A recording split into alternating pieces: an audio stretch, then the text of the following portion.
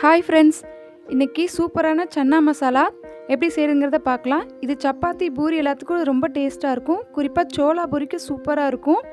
இது வரைக்கும் நம்ம சேனலை சப்ஸ்கிரைப் பண்ணலைன்னா இந்த மாதிரி சப்ஸ்கிரைப் பட்டனை ப்ரெஸ் பண்ணிவிட்டு பக்கத்தில் இருக்க பெல் ஐக்கானை கிளிக் பண்ணி ஆளுங்கிற ஆப்ஷனை கிளிக் பண்ணுங்கள். அப்போ தான் நம்ம போடுற எல்லா வீடியோவும் உங்களுக்கு வரும். இப்போது இந்த மாதிரி வெள்ளை கொண்டக்கடலை எடுத்து அதை 8 மணி நேரம் அளவுக்கு ஊற வச்சு இந்த மாதிரி கழுவி எடுத்துக்கோங்க. அடுப்பில் ஒரு குக்கர் வச்சு அதில் இந்த மாதிரி கடலையை உள்ளே சேர்த்துக்கோங்க. இப்போ இது கூட தேவையான அளவு தண்ணியை உள்ளே சேர்த்துட்டு ஒரு வெள்ளை துணியை எடுத்துக்கோங்க. அதில் 1/2 ஸ்பூன் அளவுக்கு நம்ம நார்மலாக யூஸ் பண்ணுற டீ தூளை உள்ளே சேர்த்துக்கலாம். டீ தூள் கூடவே ஒரு சின்ன துண்டளவுக்கு பட்டை, ஒரு ஏலக்காய், 2 கிராம்பு, இது எல்லாத்தையும் வச்சு நல்லா முடிச்சு போட்டுக்கோங்க. இது எதுக்காக செய்கிறோன்னா, இந்த சன்னா வேகும்போதே இந்த டீ தூளோட ஃப்ளேவரும் அந்த சன்னாக்குள்ளே இறங்கும். அப்போ டேஸ்ட் வந்து ரொம்ப சூப்பராக இருக்கும். நம்ம ரெஸ்டாரண்ட்டில் சாப்பிட்ற மாதிரியான டேஸ்ட்டே இதில் கிடைக்கும். அதுக்காக இந்த மாதிரி முடிச்சு போட்டு வச்சுக்கோங்க. இது கூடவே உள்ள குக்கரில் வச்சுருங்க. இப்போ கொஞ்சமான அளவு உப்பு சேர்த்துக்கோங்க. நம்ம சன்னாக்கு தேவையான அளவு கொஞ்சமாக சேர்த்துனா போதும். இப்போ மூடி போட்டு ஒரு 2 விசில் அளவுக்கு வேக வச்சு எடுத்துக்கிறேன். இப்போ பாருங்கள், நமக்கு சூப்பராக வெந்து வந்துருச்சு. இப்போ நாம் கட்டி வச்சுருக்க அந்த டீ தூள் பேக்கை தனியாக எடுத்துடலாம். பாருங்கள், கலரே ஃபுல்லாக மாறி இருக்குது. நமக்கு சன்னாவும் சூப்பராக வெந்திருக்கு. எடுத்து பார்த்திங்கன்னா இந்தளவுக்கு நமக்கு வெந்து வந்திருக்கணும். இப்போ நம்ம வேக வச்சுருந்த கடலையில் கொஞ்சமாக எடுத்து ஒரு மிக்சியில் மாற்றிக்கோங்க. இப்போ இதை வந்து நல்லா அரைச்சிட்டு வந்துடலாம். இப்போ அரைச்சாச்சு பாருங்கள். நல்லா பேஸ்ட்டாகவும் இருக்கக்கூடாது, ரொம்ப கொரகொரப்பாகவும் இருக்கக்கூடாது. மீடியமாக பார்த்து இந்த மாதிரி அரைச்சி எடுத்து வச்சுக்கோங்க. அடுத்ததாக அடுப்பில் ஒரு கடாய் வச்சு அதில் 1/2 ஸ்பூன் அளவுக்கு பட்டர் உள்ளே சேர்த்துக்கிறேன். பட்டர் சேர்த்துனீங்கன்னா தான் நமக்கு கடையில் சாப்பிட்ற டேஸ்ட்டு கிடைக்கும். அப்படி உங்ககிட்ட பட்டர் இல்லைன்னா நீங்கள் எண்ணெய் மட்டுமே சேர்த்துக்கலாம். இப்போ நான் இந்த பட்டர் கூடவே 3லேருந்து 4 ஸ்பூன் அளவுக்கு கடலெண்ணெயும் உள்ளே சேர்த்துக்கிறேன். கொஞ்சம் அதிகமாக எண்ணெய் இருந்தால் தான் இதோட டேஸ்ட் வந்து நல்லாயிருக்கும். இப்போ நமக்கு பட்டர் எண்ணெய் எல்லாம் நல்லா சூடாயிருச்சு. இப்போ ஒரு பிரிஞ்சி இலை உள்ளே சேர்த்துக்கலாம். கூடவே சின்ன துண்டளவுக்கு பட்டை, 2 கிராம்பு, இதை சேர்த்து நல்லா வறுத்துக்கலாம். இதை 1 நிமிஷம் போல் நல்லா இந்த மாதிரி வறுத்துக்கோங்க. அடுத்ததாக 1/2 ஸ்பூன் அளவுக்கு சோம்பு உள்ளே சேர்த்துருக்கேன். சோம்பு பொரிஞ்சதுக்கப்புறம் இந்த மாதிரி பொடி பொடியாக கட் பண்ண பெரிய வெங்காயத்தை உள்ளே சேர்த்துக்கோங்க. சின்ன வெங்காயம் சேர்த்தக்கூடாது, பெரிய வெங்காயம் தான் சேர்த்தணும். சேர்த்துட்டு நல்லா வதக்கி விட்டுருங்க. வெங்காயம் நல்லா வதங்கி வரணும்.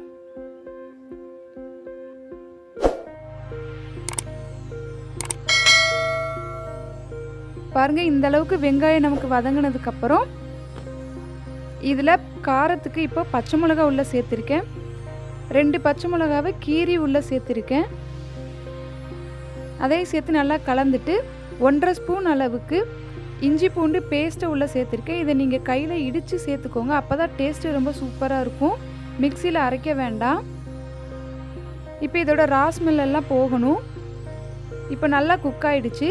இந்த சமயத்தில் 2 மீடியம் சைஸ் தக்காளியை இந்த மாதிரி பியூரி பண்ணி அதையும் உள்ளே சேர்த்துக்கோங்க. இப்போ தக்காளி நல்லா குக் ஆகணும். மூடி போட்டு ஒரு 5 நிமிஷம் போல் நல்லா கொதிக்க விடுங்க. இப்போ எண்ணெய் லைட்டாக பிரிஞ்சு வந்துருச்சு. அந்தளவுக்கு நல்லா குக் ஆகிடுச்சு. இப்போ இதை நல்லா கலந்து விட்டுட்டு நாம் அரைச்சி வச்சுருந்த சன்னாவை உள்ளே சேர்த்துக்கலாம். இதை அரைச்சி சேர்த்தும்போது உங்களுக்கு கிரேவியும் கெட்டியாக வரும். அதே சமயம் டேஸ்ட்டும் சூப்பராக இருக்கும். சில பேர் வந்து சன்னாவை கடித்து சாப்பிட வந்து விட்டுருவாங்க. இந்த மாதிரி அரைச்சி அதில் போடும்போது அதை சாப்பிட்றதுக்கு சூப்பராக இருக்கும். இப்போ மசால் வந்து 1/2 ஸ்பூன் அளவுக்கு மல்லித்தூள் உள்ளே சேர்த்துருக்கேன். 1/2 ஸ்பூன் சீரகத்தூள், காரத்துக்கு ஏற்ப மிளகாய்த்தூள், நான் 1/2 ஸ்பூன் அளவுக்கு மிளகாய்த்தூள் சேர்த்துக்கிறேன். நம்ம ஆல்ரெடி பச்சை மிளகாவும் போட்டிருக்கோம். இப்போ கலருக்கு கொஞ்சமாக காஷ்மீரி சில்லி, அதை 1/2 ஸ்பூன் சேர்த்துருக்கேன். இப்போ தேவையான அளவு உப்பு உள்ளே சேர்த்துக்கலாம். இப்போ இந்த மசாலெல்லாம் நமக்கு குக் ஆகணும். இதை ஃபுல்லாக நல்லா கலந்து விட்டுருங்க. இப்போ தேவையான அளவு தண்ணியை உள்ளே சேர்த்துட்டு நல்லா கலந்து ஒரு மூடி போட்டு 10 நிமிஷம் போல் மீடியம் ஃப்ளேம்லேயே நல்லா வேக வச்சு எடுங்க. நமக்கு மசால் வந்து குக் ஆகணும், அவ்வளோதான். இப்போ மூடி போட்டு 10 நிமிஷம் அளவுக்கு வேக வச்சு எடுத்துக்கலாம். இப்போ பார்த்தீங்கன்னா நமக்கு மசால் எல்லாமே நல்லா குக்காக இருக்கும், அதோட ராஸ்மெல் எல்லாமே போயிடுச்சு. இப்போ இந்த சமயத்தில் நம்ம வேக வச்சுருந்த சன்னாவை உள்ளே சேர்த்துக்கலாம்.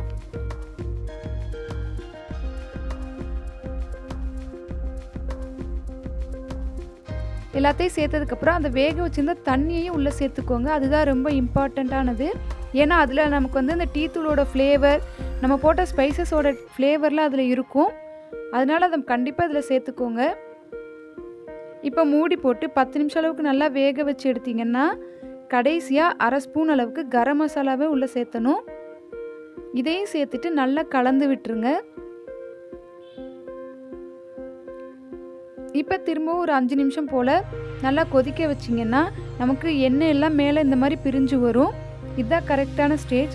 இப்போ நாம் பொடி பொடியாக கட் பண்ண கொத்தமல்லி தழையை தூவிக்கலாம். கொத்தமல்லி தழையை தூவிட்டு அப்படியே விட்டுறாதீங்க, அதை நல்லா கலந்து விடுங்க. அப்போ தான் அந்த கொத்தமல்லியோட ஃப்ளேவர் வந்து நம்மளோட கிரேவி ஃபுல்லாக இருக்கும். அப்போ அதோட டேஸ்ட் இன்னும் நல்லாயிருக்கும். அவ்வளோதான், நம்மளோட சன்னா மசாலா சூப்பராக ரெடி ஆயிருச்சு. அதுவும் ரெஸ்டாரண்ட் ஸ்டைல்லையே. பாருங்கள் எவ்வளோ நல்லா இருக்குன்னு.